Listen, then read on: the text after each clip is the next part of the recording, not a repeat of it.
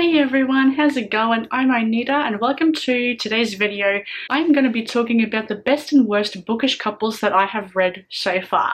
I'm a bit of a newbie, a bit of a noob when it comes to romance and finding out which romantic couples or bookish couples I like in books. I'm also new in as well. A lot of romance books, a lot of romantic couples, like romantic bookish couples, they're just kind of like in the background for me. A lot of them are in the background. They're just like a subplot that I don't really pay attention to. Until recently, as I'm getting a little bit older, I am starting to notice the romance and the couples in the books that I'm reading a little bit more, but I am still trying to figure out what I like and what I don't like.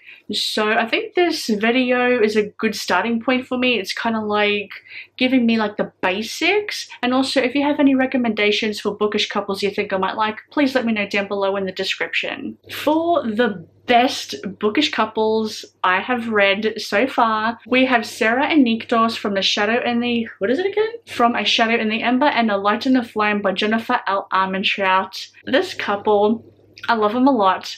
I love his characters. I love their relationship. It feels realistic, and I don't know if angst is the right word, but oh my gosh, holy cow, I'm rooting for this couple, right? There were some things that happened in the first one, A Shadow in the Ember, that just kind of made me so worried about what was going to happen to them in the sequel. I have read the sequel. I'm happy with where it's going, but it's not like... so there were some issues, right? But it wasn't quickly resolved. This couple got hurt. I don't want to say too much about it because you got to read it. We then have Esme and Gareth from the dictionary, not library, the Dictionary of Lost Words by Pippa Williams. I love this book so very, very much. It has been a little while since I've read this book, so some things may be a little bit fuzzy, a little bit hazy because it has been a little while since I've read this book. You know when you are introduced to a possible romantic interest in a book, you think, you're gonna be a couple, you are gonna be paired with the main character, whether it be man or woman, and that was how it was with this one. But Gareth is so amazing to Esme. There was something that happened towards the end and I nearly cried. It got me really choked up. The characters feel real, and it's such a mature relationship that they have. I'll have to reread it again to give my proper thoughts about it, but that is how I feel about it. I need to reread it so I can give better thoughts about it, because it's the one I haven't read in a while, and I really want to read it because I love this book so very, very much. We then have Nick and Charlie from the Heartstopper series by Alice Oseman. If this is not an incredible example, not in this first volume especially, but the third and the fourth volume of a mature relationship where a character is going through something very difficult and hard in their life, and the other character, the love interest, showing incredible respect and support for the other one going through a lot of issues.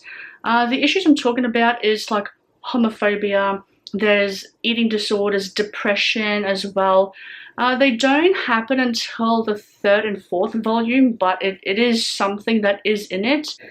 And it was just so amazing to see two young people find each other, because it would be so hard to be a gay person or even a bisexual person in society, in the world, and just their love and respect and support is truly amazing. Every young person needs to read this. Like, everyone needs to read this. We then have Poppy and Alex from You and Me on Vacation by Emily Henry. This is my most recent romance book I have read, and again, I loved it. The characters are soulmates. They are meant to be together.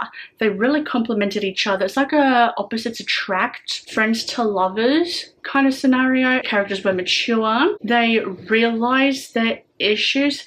Like, I think what I'm realizing about this best list is that I love a mature relationship. I'm just going to come out and say it, right? Where the characters have issues and yet they fix it and help themselves in a very mature, adult-like way. And they understand the issues that they have and they try to rectify it so that they can have time to help each other or have that time, because they love each other so much, right, that they don't want their issues to ruin the relationship. And that is definitely the case for this one. Like, the issues don't really start coming out until later on in the book in You and Me on Vacation. And because You and Me on Vacation is a friends to lovers, their friendship is amazing. Definitely on the Emily Henry hype train, and I can't wait to read more books from her. And now for the worst bookish couples in a book I have ever read. There's a bit of a theme happening here, if you can guess it. I mean no disrespect to anyone who has read these books and loved this couple, like these couples. It's just a personal opinion, personal taste. These are my worst ones in my opinion. We have Citra and Rowan from the Scythe trilogy. Yeah, a lot of this book, like, is just Citra saying, oh, but Rowan's not like this. Oh. It feels like they had no personality at all. Citra and Rowan, they read the same to me. I did not see any differences. There was nothing distinguishing one from the other. They just read the same to me. I felt no chemistry whatsoever. And it was kind of like, well, all of the good qualities of Rowan kind of seemed like it happened off page. And also their chemistry that they were supposed to have, their love, their relationship, kind of seemed to have happened off page as well, because I did not get any lovey-dovey and bloody sun. And I got like nothing chemistry, romancy, relationship wise from them. I got nothing. We then have Alina, the Darkling, and Mal from the Shadow and Bone trilogy. Look, I liked Alina in the first book. That quickly disappeared. Mal, oh my god, Mal. I don't like him.